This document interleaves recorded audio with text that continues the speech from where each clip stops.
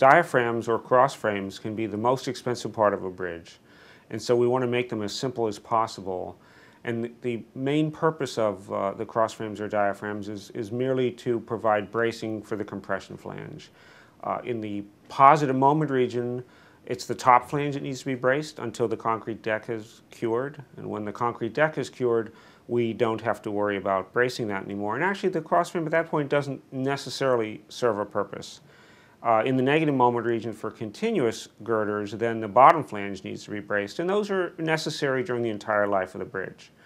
So having said that, then what we really want to do is have something to brace the flanges, and the most important aspect is really that the connection plate be attached to both the top and bottom flange everywhere.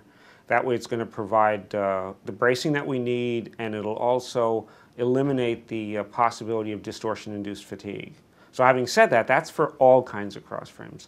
So then the simplest and cheapest one that we should use is a channel, a simple rolled channel.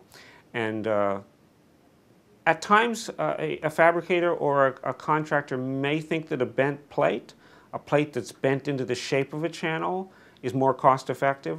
I personally don't see how that would be the case, but we should always allow them the option of doing that, because it's really important that they see that we are going to allow them to do what they want to do if we think that both of them serve the same purpose, and they should both serve the same purpose. So we'd want that channel or that bent plate to be as deep as practical and located at the center of the centroid of the girders that make up the bridge. But it doesn't have to be really, really equal to the same depth. It just has to be a nice sort of depth to it. If the girders get to be much deeper on a longer span bridge, then we may have to go away from a simple rolled channel like that and go to a cross frame actually made up of angles. But we wouldn't want anything more complicated than angles. Sometimes you see people use T-sections, and there's really no need to do that. So if we need to have a true cross frame, we'd want it to be made out of angles. And I've seen some where they've only put an X in with just two angles. That may work at times. More commonly, you see an X with a bottom strut. Probably for these kinds of bridges, putting an X with a bottom strut and a top strut is too much. We really wouldn't need that top strut. And the designer would want to ask himself whether he needs that bottom strut also. But I would only go to those cross frames where the girders were getting to have a significant depth to them. Certainly not for a rolled beam bridge, I don't think, but for maybe short span bridges made with plate girders.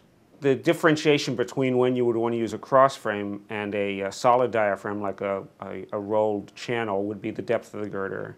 And for a short span rolled beam bridge, going up to 40 inches in depth or so, for all of those bridges I would think a channel would be appropriate. Or if the fabricator would want to substitute a bent plate in the shape of a channel, that would be fine. You get to sections that are maybe 5 feet deep or more, you may want to start thinking about replacing that channel. The designer may want to think about replacing that channel with a true cross frame. A minimum of 2 members making up an X, more likely 3 members making up an X and a bottom strut. Putting a top strut in for 4 members is probably overkill for a short span bridge.